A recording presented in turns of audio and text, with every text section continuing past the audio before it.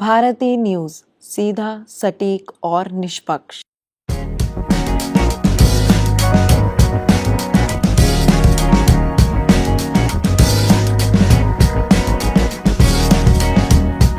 नमस्कार और स्वागत है आप सभी का भारती न्यूज के खास कार्यक्रम वेलनेस मैटर में, जहां हम आपकी हेल्थ से जुड़ी हर चीज के ऊपर विस्तार से बात करते हैं, क्योंकि आपकी अच्छी सेहत हमारी जिम्मेदारी है। मैं हूं वंश वधावन और आज के खंड में हम बात करेंगे एक ऐसे मेडिकल प्रोफेशनल के साथ जिन्होंने अपनी पूरी जिंदगी लोगों की जान बचाने में डेडिकेट कर दी है। Doctor Nitin SG, medical oncologist at CK Birla Hospital in Punjabi Bagh. So, namaskar, sir. Namaste. How are you feeling today? I'm good. Thank you. Thank you for inviting me here. Thank you very much. So, before we start with any extensive questions, क्या आप हमारी audience को अपना एक brief introduction दे सकते हैं? Yes, so I'm Dr. Nitin SG. मैं CK Birla Hospital में medical oncologist हूँ. So as you all know, medical oncologist is somebody who treat cancers with medicines. So मैंने अपना MBBS केरला में किया था. I'm basically from Kerala and then did my graduation in MD internal medicine from Maulana Azad medical college. उसके बाद मैंने DM medical oncology जो cancer का जो स्टडीज था वो किया था एम्स दिल्ली से. उसके बाद से I have joined CK Birla hospital and now working there. So आपकी मेडिकल हिस्ट्री काफी एक्सटेंसिव रही है. So now asking a lot of extensive questions. आज के टाइम में इतनी मेडिकल एडवांसमेंट के बाद, इतनी नॉलेज के बाद, तब भी हम कैंसर के केसेस में एक राइज देख रहे हैं कि अभी भी फेटेलिटी रेट में कोई फर्क नहीं नजर आया है. इतने अभी भी केसेस देखे जाते हैं. तो ऐसा क्यों हो रहा है कि इतनी मेडिकल एडवांसमेंट के बाद कैंसर के केसेस बढ़ रहे हैं देश में और दुनिया में? Very good question. एक्चुअली इसमें दो फैक्टर है. वन, एक तो क्या है कि कैंसर का इंसिडेंस डेफिनेटली बढ़ तो रहा है. Maybe because our lifestyle changes in general, addictions have increase now. सब लोग टोबैको यूज करते हैं, smoking, alcohol, and in general हमारा ये सेडेंटरी लाइफस्टाइल है. इन जनरल पहले लोग मैनुअल लेबर था या काफी काम करते थे. आजकल एक्सरसाइज, काम सब कम हो गया. Obesity is increasing all over the world. So ये सारे चीजों की वजह से कैंसर का इंसिडेंस तो बढ़ रहा है. ये तो एक चीज है. बट दूसरा चीज क्या है कि इवन दो कैंसर का इंसिडेंस बढ़ रहा है, दूसरा चीज क्या है कि अभी ज्यादा पकड़ में भी आ रहा है. पुराने जमाने में ऐसा था कि कभी कभी काफी बार ऐसा पता चलता था कि कोई ओल्ड एज में कोई एक्सपायर हो गया, बट हमें पता नहीं क्या रीजन था, कोई इवेल्युएट नहीं करता था. अभी क्या है कि even with early symptoms people are getting medical attention, evaluation हो रहा है, तो डायग्नोस हो रहा है. इसकी वजह से भी एक इंक्रीज दिख रहा है. बट येस, एब्सोल्यूट इंक्रीज तो है ही, and mainly attributed by lifestyle changes. और बहुत सारे केसेस में ये भी देखा जाता है जिनकी कोई ऐसी हिस्ट्री रही नहीं है, जिनकी फैमिली में भी कैंसर नहीं होता, जिनकी ओवरऑल हेल्दी लाइफस्टाइल होती है, जो ना स्मोकिंग करते हैं, ना ड्रिंकिंग करते हैं, एक्टिव लाइफस्टाइल मेंटेन करते हैं, उनमें भी अब कैंसर देखा जा रहा है. तो उसके पीछे की वजह क्या है?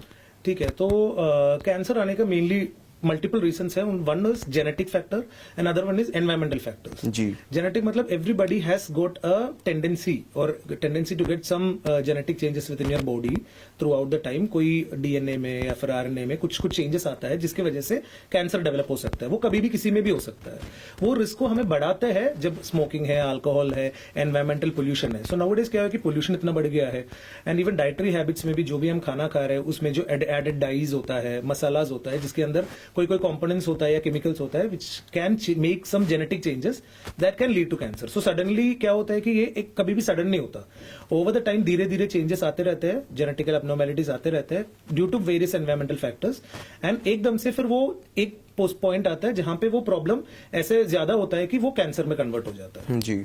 और मैं आपको एक ओपिनियन भी जानना चाहता हूं कि कोविड काल के बाद अब लोगों में क्या मेडिकल चीजों को लेकर क्यूरियोसिटी बढ़ी है, उनके बीच में ज्यादा का ज्यादा अवेयरनेस आई है या फिर घटी है? Definitely I agree. Since COVID time, people have become more tech savvy. Majority of लोग आजकल YouTube देखते हैं. इवन हमारा घर का जो एल्डरली बुजुर्ग लोग हैं वो भी आजकल YouTube देखते हैं, Instagram देखते हैं. तो इन जनरल हेल्थ के बारे में अवेयरनेस बढ़ गया है. एंड दूसरा चीज क्या है कि मेनली जो कॉर्पोरेट में वर्क करते हैं वो लोग, everybody is going through all this stressful life habits, and majority of लोगों को काफी शुगर, बीपी, ये सब डिजीज आ रहे हैं. तो everybody is getting more conscious, everybody is getting very conscious about the health. And अभी अवेलेबिलिटी भी ज्यादा है. We know that there are multiple apps which are providing dietary advices, and there are multiple gyms and every other facilities are increasing since the covid time. And yes, awareness is increasing now. जी. इस technical as का एक drawback भी है कि अब लोग doctors के पास जाने से भी पैरानोया रखते हैं. लोग खुद ही को गूगल से डायग्नोस कर लेते हैं, over the top counter medication use करने लग जाते हैं. और बहुत सारे गूगल में और ऐसे इंटरनेट में भी बहुत सारी मिस इन्फॉर्मेशन है, झूठे झूठे फैक्ट्स फैलाए जाते हैं, हाफ ट्रूथ्स होते हैं, तो इसको कॉम्बैट कैसे करें और लोगों का डर कैसे हटाएं? It's very difficult actually, it's a major concern now, क्योंकि सोशल मीडिया में कोई भी कुछ भी बोल सकता है एंड देयर इज नो कोई ऐसा रेगुलेटरी बॉडी नहीं है देखने के लिए कि जो बोल रहे हैं सच है या नहीं है. So it's very difficult and it's always better to go to a qualified doctor and whichever branch. तुम्हें जो भी सिम्टम है उसके हिसाब से जो भी डॉक्टर है उनसे मिलो, उनसे डिस्कस करो. ठीक है, you can Google it, you might have lot of doubts but don't keep it with in you. काफी बार ये होता है कि लोगों को अभी मान लो कुछ सिम्टम आ गए, उन्होंने गूगल में सर्च किया तो देखा कि ये कैंसर हो सकता है, so they will be just worried about it and घर पे ही बैठे रहेंगे, रोते रहेंगे and they will be feeling very bad.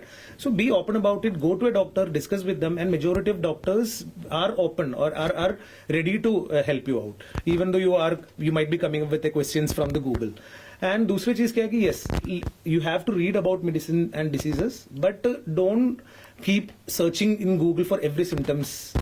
It's actually difficult. If you keep searching in Google, it would be misinforming as well. So it's better if you have a symptom, meet a doctor and discuss with a doctor rather than going and searching for it.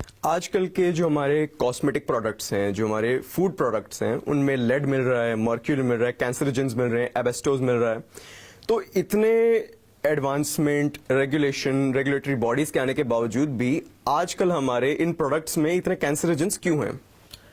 Actually सच बोलूं तो हमारा regulatory bodies are not that effective in finding out this issues. अभी recently आपको पता होगा there were few masalas जिसमें ethylene oxide का content ज्यादा है बोल के काफी कंट्रीज ने उसको बैन किया था, Indian masalas. So but after that also there was not much investigation about कितना क्वांटिटी है, क्या है. So I think regulatory bodies need to be more attentive and वो वहां पे we actually lack as a country, क्योंकि कॉस्मेटिक प्रोडक्ट्स हो या फिर मसालास हो, dyes and all these things, still it's not very effective and still all these products contain a lot of cancer causing agents. और आजकल मार्केट में बहुत सारे प्रोडक्ट्स जिनका मैं नाम नहीं लूंगा, जो इम्यून बूस्टर्स होते हैं, जो बी कॉम्प्लेक्स के होते हैं, जो ऐसे विटामिन को बढ़ाते हैं, इम्यून सिस्टम को बूस्ट करते हैं, तो आपकी उन पे क्या राय है? देखो, बॉडी में अपना इम्यूनिटी जो है वो इनहेरेंट होता है, जो हम पैदा होते हैं तब से हमें इम्यूनिटी है, उसको बूस्ट करने की कोई जरूरत नहीं है ideally. And if at all you have in some immunodeficiency, then उसके हिसाब से हमें जो इम्यूनो डेफिशिएंसी कोज करते हैं, मान लो डायबिटीज है किसी को, उसको इनको तो इम्यूनिटी तो कम ही होगा, तो उसके लिए हमें डायबिटीज को ट्रीट करना है. जिसको कैंसर है उनको इम्यूनिटी कम हुआ तो कैंसर को ट्रीट करना है rather than boosting immunity. Yes, there are certain cases where vitamin deficiency की वजह से it might be affecting your blood reports and it might be causing some immune deficiency. उन cases में हमें vitamin replenishment चाहिए और vitamin का supplementation चाहिए through a consultation through a doctor. These जो immune boosters करके जो advertisement होते हैं, none of them are studied to be effective for this, and I would suggest don't go behind any of this immune boosters. Your immunity is good enough to combat whatever is there in your body. तो जो भी है अपने खाने पे अच्छे से ध्यान रखो, एक्सरसाइज करो, बॉडी वेट को मेंटेन करो, that is enough to maintain a good immunity rather than going for any medication. और आजकल हमारे समाज में सबसे बड़ा हेल्थ कंसर्न किस चीज का है? सबसे बड़ी ऐसी कौन सी हैबिट है या फिर कोई भी ऐसी एक्टिविटी है जो हमारी हेल्थ कॉम्प्लिकेशंस को ट्रिगर करती है? देखो, alcohol smoking has always been there. So from my point of view I think it's sedentary lifestyle. हम सिंस टेक्नोलॉजी आने के बाद सब लोग अभी आदत हो गया है बैठ के सब काम करो. सो ये sedentary lifestyle and obesity, weight gain is one of the most important reason for increasing incidence of various diseases. जी, और मैं एक और क्वेश्चन पूछना चाहूंगा एआई रिलेटेड. अब एआई का भी हम प्रेवलेंस देख रहे हैं मेडिकल फील्ड में, हम बहुत सारे ऐसे नई नई टेक्नोलॉजीज आते हुए देख रहे हैं, तो इसका फ्यूचर में इम्प्लीकेशन क्या होगा? क्या ये मेडिकल फील्ड के लिए एक पॉजिटिव चीज है या फिर एक नेगेटिव चीज है? Definitely, I am also very hopeful about AI, the role of AI in medical field. अभी रिसेंटली काफी स्टडीज वेस्टर्न वर्ल्ड में चल रहा है जिसमें ऐसे पढ़ाई देखा हुआ है कि जो रेडियोलॉजी है, जो स्कैन्स करते हैं, उसमें एआई के हेल्प के थ्रू हम जल्दी स्कैन कर रिपोर्ट्स को पकड़ कर सकते हैं. सिमिलरली हिस्टोलॉजी है, जो बायोप्सी करके हम जो रिपोर्ट देखते हैं, उसमें भी एआई का हेल्प बहुत हद तक आ रहा है अभी. Yes, so AI is futuristic. वो हमारे क्या मेन एडवांटेज क्या होता है कि हमारा जो नॉर्मली हम बायोप्सी करते हैं, जो भी specially cancer point of view से मैं बोल रहा हूँ, जो बायोप्सी करते हैं उसका रिपोर्ट एक आदमी देख के रिपोर्ट आते हुए टाइम लगता है, प्रोसेसिंग में काफी टाइम लगता है, which can be reduce with various algorithms in AI. Similarly drug development में भी नया नया मेडिसिन जो आ रहा है, एंड आजकल कैंसर का ट्रीटमेंट में हम मेनली पर्सनलाइज कैंसर थेरेपी करते हैं, जो मॉलिकुलर टेस्टिंग करा के उसके हिसाब से एक एक पेशेंट को पर्सनलाइज कैंसर ट्रीटमेंट देते हैं, जिसको बोलते हैं टारगेटेड थेरेपी. उसमें भी एआई का बहुत ज्यादा रोल होगा, एंड वो रिसर्चेस को भी वो इजी कर देंगे. जी. So I am very hopeful about AI. Now अब हम इंटरव्यू के एंड पे आते हैं. कैंसर डायग्नोसिस और कैंसर ट्रीटमेंट का क्या फ्यूचर है? Cancer treatment is advancing like anything. पूरा दुनिया में इतना रिसर्चेस चल रहा है, नए नए ड्रग्स आ रहे हैं, नए नए टेस्ट आ रहे हैं. एंड एक टाइम था जब कैंसर का ट्रीटमेंट, कैंसर मतलब हमें बस कीमोथेरेपी था इलाज, बट अभी we have moved far from that. अभी हमारे पास टैबलेट्स है ट्रीटमेंट के लिए. इम्यूनोथेरेपी नाम का एक ट्रीटमेंट है, जिसमें अपना इम्यूनिटी को ही वो रिप्रोग्राम करके कैंसर सेल को मारने के लिए हेल्प करता है. So treatment is advancing and we are be very hopeful, and new treatment options are coming up, and yes, future is very bright. Yes, thank you very much. And now just last question, आप हमारी audience को क्या message देना चाहेंगे? So main thing is be informed but don't be misinformed. And there are certain cancers जिसके लिए हमारे पास प्रिवेंटिव मेजर्स है, लाइक सर्वाइकल कैंसर हो गया, जिसके के लिए हमारे पास वैक्सीनेशन, एचपीवी वैक्सीनेशन अवेलेबल है, जिसको 95% ऑफ सर्वाइकल कैंसर को प्रिवेंट कर सकता है. So always go for preventive strategies, and screening is also available for breast cancer हो गया, सर्वाइकल कैंसर, ओरल कैंसर. इसके लिए स्क्रीनिंग टेक्निक्स है. Always follow screening techniques. Always try to prevent by modifying your diet as well as avoiding addictions, and take vaccines if for especially for cervical cancer, and stay informed but not misinformed. Okay, thank you very much sir. Okay, thank you. तो आज के खंड में बस इतना ही.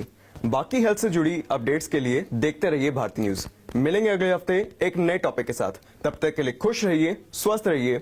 धन्यवाद.